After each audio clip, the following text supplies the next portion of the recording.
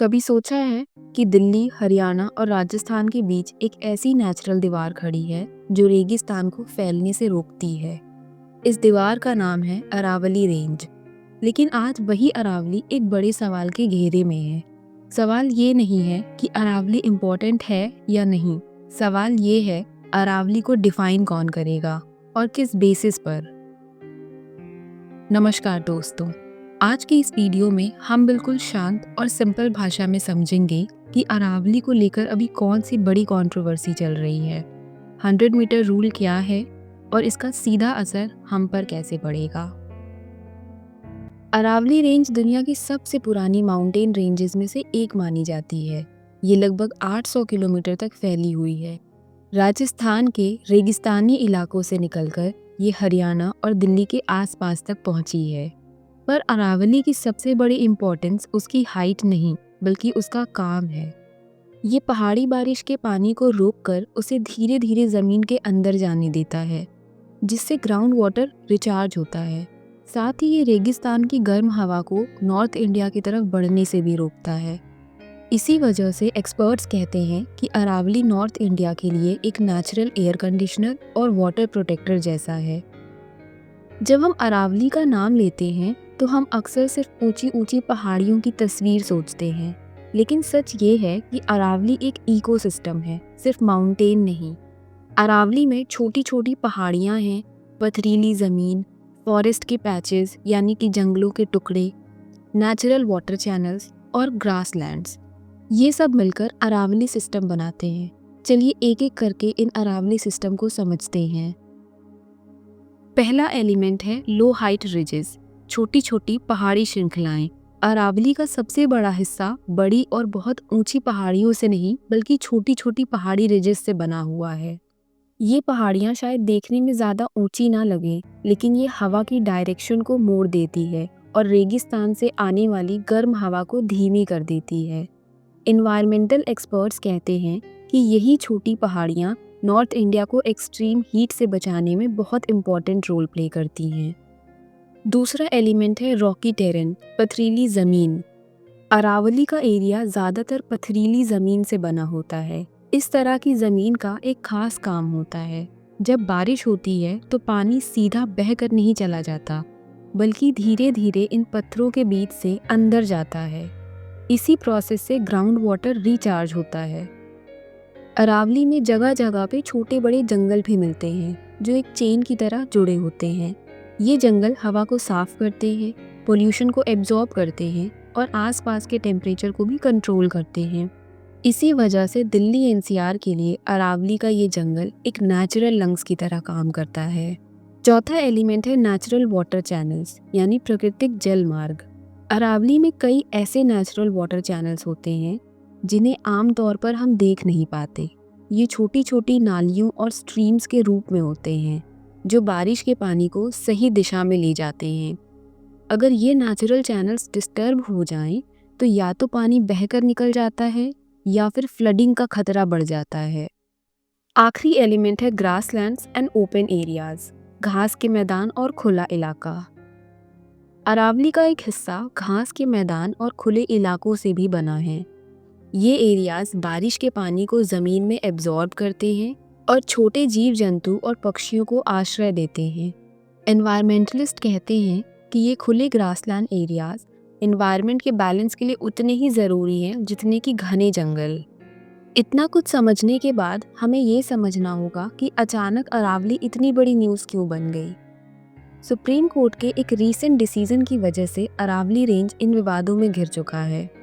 Court के सामने सवाल ये आया कि अरावली को प्रोटेक्ट करने के लिए सबसे पहले ये क्लियर होना चाहिए कि अरावली है क्या और कहाँ तक फैली हुई है, क्योंकि अलग अलग स्टेट्स और डिपार्टमेंट्स अरावली को अलग अलग तरीके से डिफाइन कर रहे थे।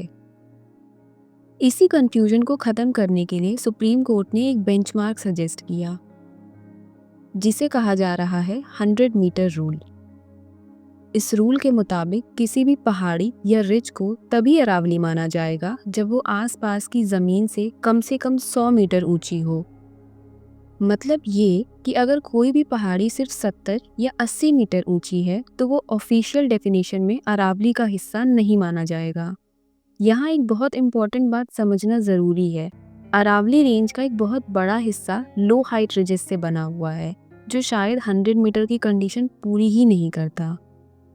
अब एनवायरमेंटल एक्सपर्ट्स यहीं पर सवाल उठा रहे हैं। उनका कहना है कि पहाड़ों को सिर्फ हाइट के बेस पर डिफाइन करना एक बहुत लिमिटेड सोच है, क्योंकि बहुत सी लो हाइट पहाड़ियाँ भी पानी को रोकने, पेड़ पौधों को बचाने और इकोसिस्टम को बैलेंस रखने का काम करती हैं। और अगर उन एरियाज को अरावली की डेफिनेशन से बाहर कर दिया गया तो उन पर प्रोटेक्शन का कानून कमज़ोर पड़ सकता है, जिसकी वजह से इल्लीगल माइनिंग और एनवायरमेंटल डैमेज जैसा खतरा बढ़ सकता है। लेकिन सरकार के मुताबिक अरावली का 90% से ज़्यादा एरिया अभी भी प्रोटेक्टेड रहेगा। उनका कहना है कि ये सिर्फ एक टेक्निकल डेफिनेशन है, ना कि प्रोटेक्शन कम करने का प्लान। इन्वायरमेंटलिस्ट कहते हैं अगर सिर्फ वही एरिया अरावली माना गया जो 100 मीटर से ज़्यादा ऊंचा है, तो अरावली का बहुत बड़ा हिस्सा ऑफिशियली रिकॉर्ड से ही गायब हो जाएगा। मतलब जो एरिया अरावली का पार्ट था वो सडनली नॉन अरावली हो जाएगा और वहाँ प्रोटेक्शन लॉज वीक हो सकते हैं। दूसरी प्रॉब्लम ये है कि प्रोटेक्शन सिर्फ नाम पर रह जाएगी। बहुत सारे इन्वायरमेंटल लॉज अरावली एरिया के नाम पर लगे हुए हैं। अगर कोई जगह अरावली की डेफिनेशन से ही बाहर हो गई तो वहाँ पे माइनिंग रेस्ट्रिक्शंस कम हो सकती हैं, कंस्ट्रक्शन प्रेशर बढ़ सकता है, फॉरेस्ट क्लियरेंस आसान हो जाएगा। इसीलिए इन्वायरमेंटलिस्ट कहते हैं कि डेफिनेशन बदलना इनडायरेक्ट तरीके से प्रोटेक्शन कम करना ही है। प्रॉब्लम नंबर 3, नेचर को रूल से मेजर नहीं किया जा सकता।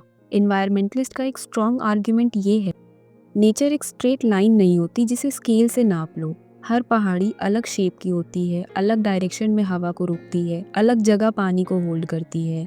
100 मीटर रूल एक इंजीनियरिंग लॉजिक है, जबकि अरावली एक इकोलॉजिकल सिस्टम है। अरावली का एक मेजर रोल है थार डेजर्ट को नॉर्थ इंडिया में फैलने से रोकना।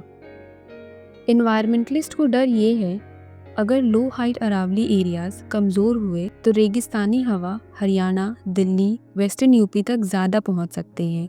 ये इफ़ेक्ट धीरे धीरे होता है, पर जब होता है तो रिवर्स करना बहुत मुश्किल है। लेकिन इस डिबेट का सबसे बड़ा इम्पैक्ट आम लोगों पर पड़ता है। अगर अरावली कमज़ोर होती है तो पानी का सोर्स और कम हो सकता है। दिल्ली, गुड़गांव और फरीदाबाद जैसे शहरों में हीट वेव और ज़्यादा डेंजरस हो सकती हैं। पॉल्यूशन लेवल भी और बढ़ने का खतरा है, क्योंकि अरावली हवा को फिल्टर करने में भी मदद करती है। अरावली रेंज सिर्फ पहाड़ों का एक सिलसिला नहीं, ये नॉर्थ इंडिया के लिए एक नेचुरल प्रोटेक्शन सिस्टम है। आज जो फैसला लिया जा रहा है उसका असर सिर्फ आज पर नहीं बल्कि आने वाली कई पीढ़ियों पर पड़ेगा। सवाल ये नहीं कि डेवलपमेंट चाहिए या नहीं, सवाल ये है कि क्या हम डेवलपमेंट के साथ अपनी प्रकृति को भी बचाने का बैलेंस बना पा रहे हैं। अरावली को समझना सिर्फ एक एनवायरमेंटल इशू नहीं, ये हमारे पानी, हवा और फ्यूचर से जुड़ा हुआ सवाल है। आप इस पूरे मुद्दे को कैसे देखते हैं? अपनी सोच कमेंट सेक्शन में ज़रूर शेयर कीजिए। अगर ये वीडियो आपको इन्फॉर्मेटिव लगा हो तो लाइक और शेयर ज़रूर कीजिए, ताकि ज़्यादा लोग इस मुद्दे को समझ सकें। ऐसे ही ग्राउंड लेवल, फैक्ट बेस्ड और अवेयरनेस वीडियोस देखने के लिए चैनल को सब्सक्राइब करना ना भूलें। धन्यवाद।